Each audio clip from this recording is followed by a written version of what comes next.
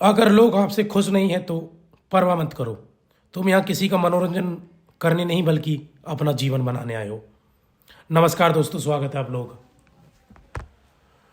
इतिहास की जो सीरीज हमारी चल रही थी उसमें प्राचीन भारत हम कंप्लीट कर चुके हैं, आधुनिक भारत हम कंप्लीट कर चुके हैं और आज हम मध्यकालीन भारत की क्लासेज लेके आए आप लोगों के सामने। दोनों को जाकर देख लें आप लोग, दोनों सीरीज को बहुत इंपॉर्टेंट क्लासेज हैं। और आज हम जो मध्यकालीन भारत पढ़ने वाले हैं उसमें हमारा टॉपिक जो रहेगा मध्यकालीन भारतीय इतिहास के स्रोत, अरबों द्वारा सिंध की विजय और तुर्कों के आक्रमण से पूर्वी भारतीय राजवंश कैसे प्रभावित हुए, उन सब के बारे में पढ़ने वाले प्यारे बच्चों। तो शुरुआत करते हैं आज के पहले क्वेश्चन के साथ। पहला क्वेश्चन क्या रहने वाला है? तो पहला क्वेश्चन है आप लोगों के सामने, पहला क्वेश्चन है भैया आप लोगों के सामने, देखिए आप लोग। पहला क्वेश्चन है, निम्न में से कौन युग सुमेलित नहीं है? तो बताइए। इब्न बतूता मोरक्को से आया था, बिल्कुल आया था भैया इब्न बतूता मोरक्को से। मार्को पोलो इटली से आया था, ठीक है। विजयनगर साम्राज्य में मार्को पोलो आया था। इब्न बतूता मोहम्मद बिन तुगलक के साथ मोरक्को से आया था, अफ्रीका से। मार्को इटली से आया। अब्दुल रज्जाक तुर्की से नहीं आया था प्यारे बच्चों, अफगानिस्तान से आए थे। अब्दुल रज्जाक कहाँ से आया था? फारस वाले रीजन से, फारसी क्षेत्र कह लो, यानी अफगानिस्तान से। तो अब्दुल रज्जाक अफगानिस्तान से आया था मेरे भाई, ना कि तुर्की से। तो ये नुनीज पुर्तगाल से आया था, बिल्कुल ठीक है। भारत में मुस्लिम शासक व्यवस्था का वास्तविक संस्थापक माना जाता है कौन? अरबों को, तुर्कों को, मंगोलों को या मध्य यूरोपियों को? तो बताइए किसको माना जाता है भारत में मुस्लिम शासक के वास्तविक संस्थापक थे? तुर्क। जो तुर्क मुसलमान थे, सुल्तान वगैरह कुतुबुद्दीन ऐबक से, उनको ही वास्तविक संस्थापक। उन्होंने दिल्ली पर कब्जा किया था और दिल्ली में सल्तनत काल ले गए। तुर्क मुसलमानों को माना जाता है भारत में वास्तविक संस्थापक मुस्लिम शासक के वही थे प्यारे बच्चों। 1206 में जब उन्होंने दिल्ली पर कब्जा कर लिया और दिल्ली सल्तनत ले आए।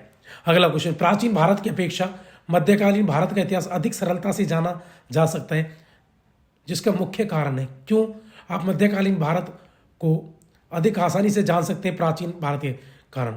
इतिहासकारों की बहुतता है, यानी बहुत सारे इतिहासकार हैं। साहित्य की सूत्रों की उपलब्धता ज़्यादा है। मृत भांडों की बहुतायत है, या इनमें से कोई नहीं है?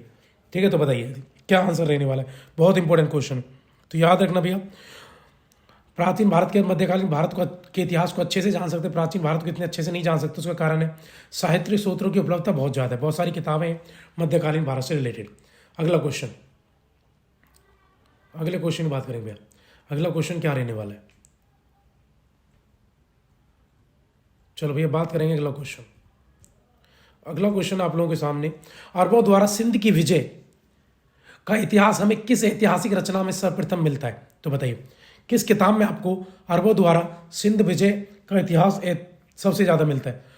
तुगलकनामा मिलता है, रेहला में मिलता है, अखबार अल सिंध व हिंद में मिलता है, चचनामा मिलता है।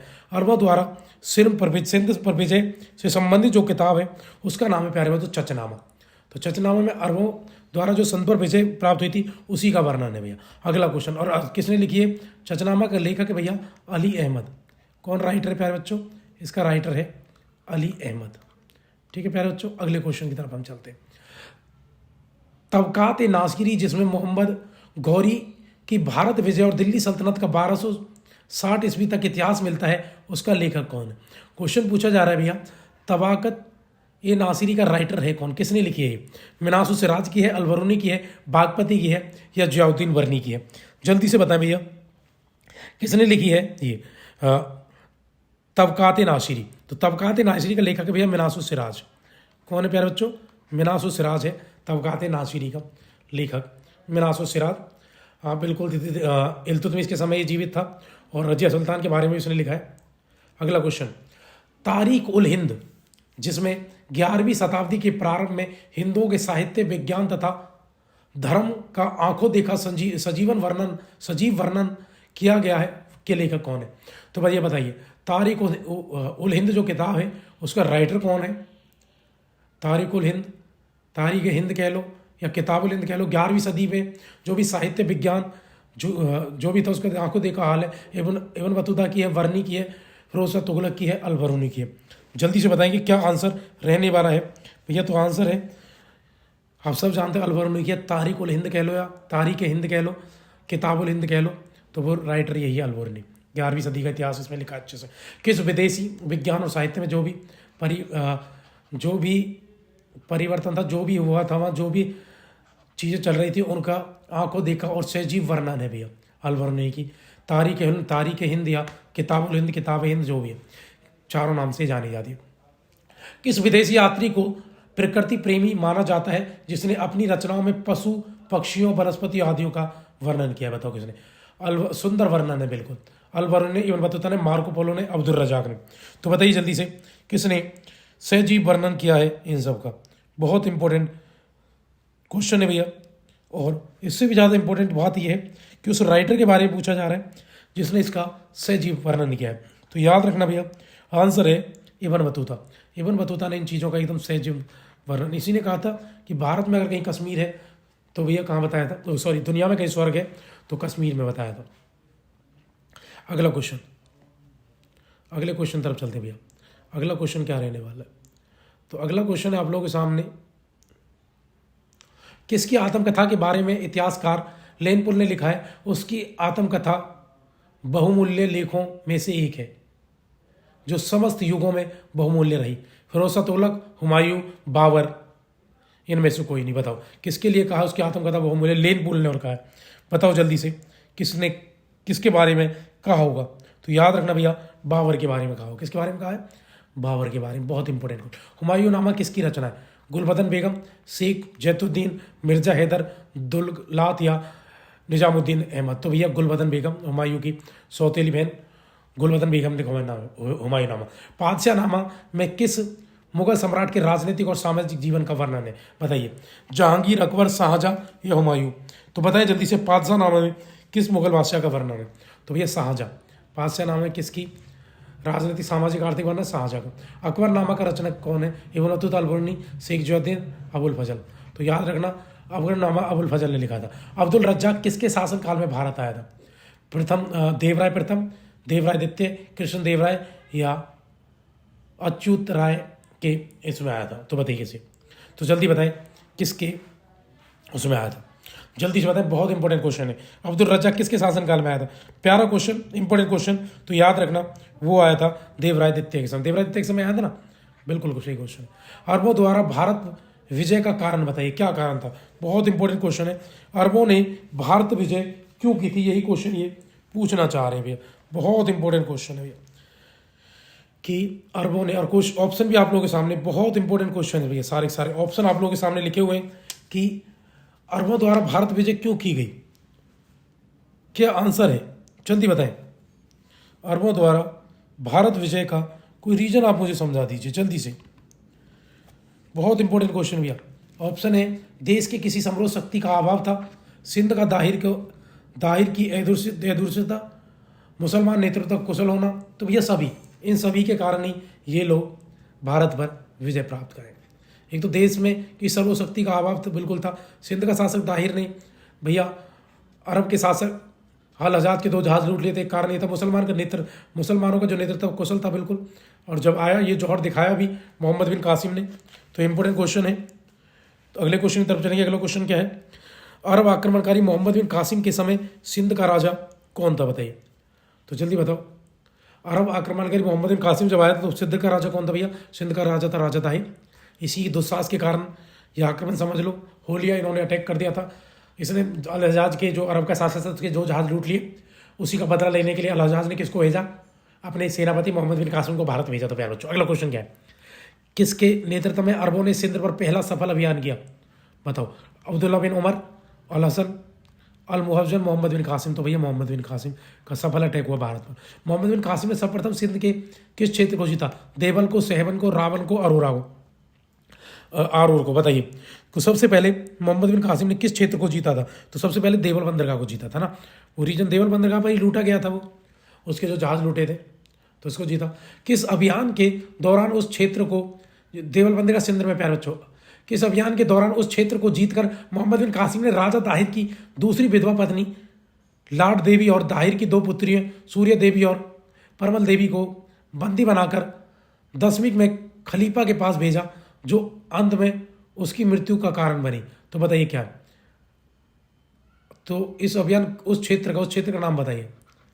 अरोर है, ब्राह्मणबाद है, रावर है, देवल है? बता दी जल्दी से क्या आंसर है। वो क्षेत्र कौन सा है? बहुत इंपॉर्टेंट क्वेश्चन है। और क्वेश्चन क्या, सारी के सारी क्वेश्चन बेहद इंपॉर्टेंट है भैया। तो वो ब्रह्मवाद, तो कौन सा भैया? वो ब्रह्मवाद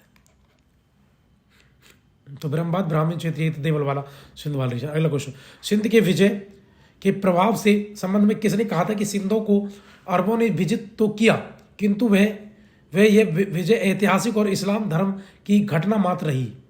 तो बताओ, उन्होंने जीता, मतलब इस्लाम धर्म की ऐतिहासिक घटना और विजय मात्र इसको माना गया कि सिंध की विजय के प्रभाव के संबंध में किसने कहा थी सिंध को अरबों ने जीत तो लिया, किंतु यह विजय ऐतिहासिक और इस्लाम धर्म की घटना मात्र रही? लेन पुल ने, हेवल ने, डॉक्टर ईश्वरी प्रसाद ने, इनमें से कोई नहीं। तो बताइए जल्दी से, ये किसका कथन था प्यारे बच्चों? तो ये कथन था लेन पुल का। ऐसा लेन पुल ने बोला कि जीत तो लिया, लेकिन ये सिर्फ एक ऐतिहासिक और इस्लाम धर्म की घटना मात्र है, कोई व्यापार से रिलेटेड है नहीं। पंचतंत्र का अरबी अनुवाद किस नाम से किया गया? तो भैया वो किया गया था कालिलोदमना के नाम से। ये कालिलोदमना, इसके नाम से पंचतंत्र का अरबी अनुवाद किया गया। अरबों ने सिंध में किन दो का प्रचलन प्रारंभ किया? तो बताओ क्या लेके आए वो? ऊंट पालन और खजूर की खेती। याद रखना, अरबों ने जो शुरू किया ऊंट पालन और खजूर खेती शुरू की भारत में। भारत पर सर्वप्रथम मुस्लिम आक्रमण गजनी ने, गौर ने, अरब ने? तो भाई अरबों का अटैक हुआ भारत में। जो सबसे पहले अरबी आक्रमण अरबों का। भारत का पहले मुस्लिम अटैक कब हुआ? तो भैया याद रखना 711 लिखा हुआ है, लेकिन जो हुआ अटैक वो कब हुआ था प्यारे बच्चों? वो 12 में, 711-12। तो 11 के साथ चले जाओ, इंपॉर्टेंट क्वेश्चन है। चलो अगले क्वेश्चन की तरफ हम चलेंगे। अगला क्वेश्चन क्या रहने वाला है?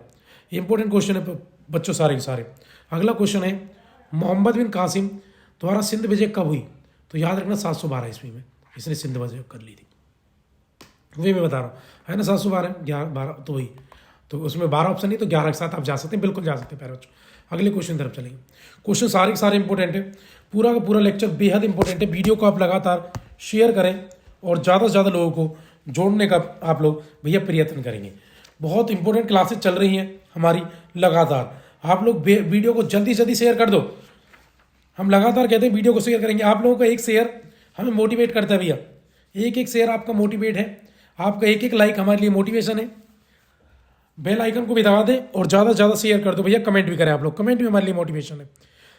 आप बेल आइकन को हिट करेंगे वो भी हमारे लिए मोटिवेशन है। तो शुरुआत अभी जो क्वेश्चन चल रहे हैं, क्वेश्चन में अगले क्वेश्चन की तरफ चलते हैं। अगला क्वेश्चन प्यारे बच्चों क्या है उसको समझने का आप लोग प्रयत्न करेंगे। तो अगला क्वेश्चन क्या रहने वाला है? तो अगला क्वेश्चन आप लोगों के सामने, निम्न में से कौन सा भारत में अरबों की विजय का परिणाम था? तो बताइए इनमें से कौन सा अरबों के विजय का परिणाम भारत में था? तो बताइए जल्दी से, इनमें से कौन सा अरबों के विजय का परिणाम भारत में देखा गया? तो बताओ तो जल्दी से, ऑप्शन आप लोगों के सामने। क्या अरबों के विजय का परिणाम? ठीक भी, तो बताओ। हिंदू समाज में मद्यपान तथा मांसाहार बढ़ा, शूद्रों को मंदिर में प्रवेश की अनुमति, अरब ग्रंथों का संस्कृत में अनुवाद। भाई तीसरा तो पक्का तीनों ही है। हिंदू समाज में मद्यपान मांसाहार बढ़ा, ये भी ठीक है। शूद्रों में मंदिरों में प्रवेश की अनुमति दे दी गई, अरब सागर, तो भैया तीनों है। तो प्यारे बच्चों तीनों इसका आंसर है। तीनों हुआ था। क्या हुआ था? तीनों ही देखे गए कि भैया ऐसे ऐसे तीनों में अलग अलग चीज़ों में ये सब देखा गया। ठीक भैया, आगे हम बात करें। अगला क्वेश्चन क्या है? क्वेश्चन सारे के सारे बेहद इंपॉर्टेंट क्वेश्चन भैया, ऐसा नहीं है, एक भी ऐसा नहीं है कि इंपॉर्टेंट ना हो, सारे के सारे क्वेश्चन बेहद इंपॉर्टेंट है। अगले क्वेश्चन की तरफ मैं लेके चलता हूँ आपको।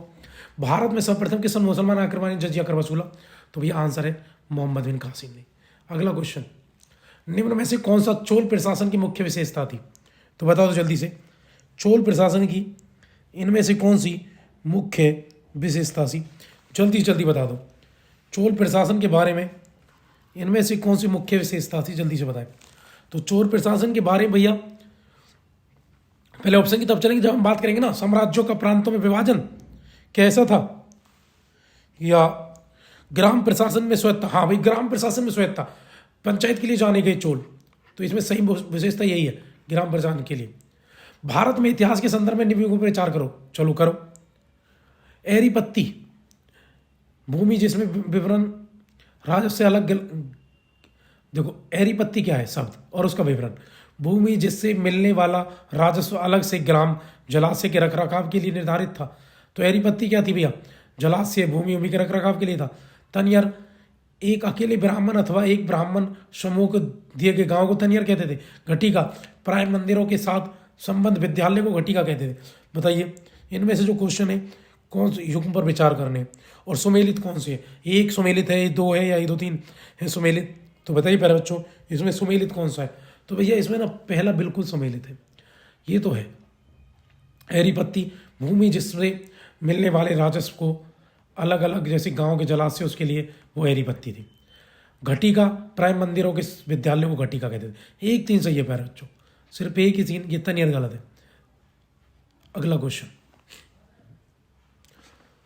अगला भैया, पुंड्रवर्धन भक्ति अवस्थित थी कहाँ? उत्तर बंगाल में, बिहार में, उड़ीसा में, असम में। तो बताइए जल्दी से, पुंड्रवर्धन जो भुक्ति अवस्थित थी वो कहाँ थी? तो भैया याद रखना वो उत्तर बंगाल में थी। जो पुंड्रवर्धन भक्ति भुक्ति जो थी वो बंगाल में, मतलब प्रांत जो जगह थी वो उसका नाम था पुंड्रवर्धन भक्ति। तो ये उत्तर बंगाल में थी प्यारे बच्चों। चोल काल के बेल्लाल होते थे। बेल्लाल क्या थे? खेतिहर मजदूर थे, बड़े भूस्वामी थे, दस्तकार थे, या उपरोक्त में से कोई नहीं। तो चोल काल में भैया बताओ जल्दी से, बेल्लार किसको कहते थे? तो बड़े भूस्वामी बेल्लार कहलाते थे भैया। बड़े भूस्वामी क्या थे? बेल्लार थे। चोल शासकों के शासनकाल में निम्न में से कौन सी बर्मियम उद्यान प्रशासन का कार्य देखता था? चोल शासकों के शासनकाल में निम्न में से कौन सा बर्मियम उद्यान प्रशासन का काल देखता था? बर्मियम उद्यान प्रशासन का कार्य। तो बताइए प्रशासन का कार्य में से कौन सा अधिकारी देखा करता था, किसको बोलते थे? बताइए जल्दी। तो भैया वो थे टोटवरियम। तो टोटवरियम क्या थे? वो देखा करते थे, उसको बोलते थे टोटवरियम। तो चोल काल में प्रशासन का जो बरियम उद्यान था उसको प्रशासन जो देखा करते थे वो टोटवरियम थे। अगला क्वेश्चन भैया, साउथ के ऐसे ऐसे नाम मिलेंगे आप। अगला क्वेश्चन, निम्न में से किसने राष्ट्रकूट वंश की नींव रखी? अमोघवर्मन फर्स्ट ने, दंती दुर्ग ने, ध्रुव ने, कृष्ण फर्स्ट ने। तो बताइए राष्ट्रकूट वंश का संस्थापक कौन था? जल्दी से बताएं, बहुत इंपॉर्टेंट क्वेश्चन है। तो राष्ट्रकूट वंश का संस्थापक था भैया सलयूर का क्या था? दंती दुर्ग था ना, दंती दुर्ग था भैया। राष्ट्रकूट का संस्थापक तो दंती दुर्ग है, अमोघवर्मन का दंती दुर्ग है। तो क्या आंसर है प्यारे बच्चों? दंती दुर्ग है। चोलों के शासनकाल में श्रीलंका एवं दक्षिण भारत के मध्य मुक्त व्यापार का केंद्र कौन सा था? तो बताओ चोल काल में श्रीलंका और दक्षिण भारत के मुक्त व्यापार कहाँ से होता था? कोरकई का बंदरगाह से, सलयूर का बंदरगाह से, कैंटन के बंदरगाह से, या इनमें से कोई नहीं। तो बताओ किस बंदरगाह से श्रीलंका और दक्षिण के बीच व्यापार हुआ करता था प्यारे बच्चों? तो याद रखना कैंटन बंदरगाह से हुआ करता था उस समय। किस बंदरगाह से होता था प्यारे बच्चों? कैंटन बंदरगाह से हुआ करता था। अगला है, जीजाग भुक्ति प्राचीन नाम है किसका?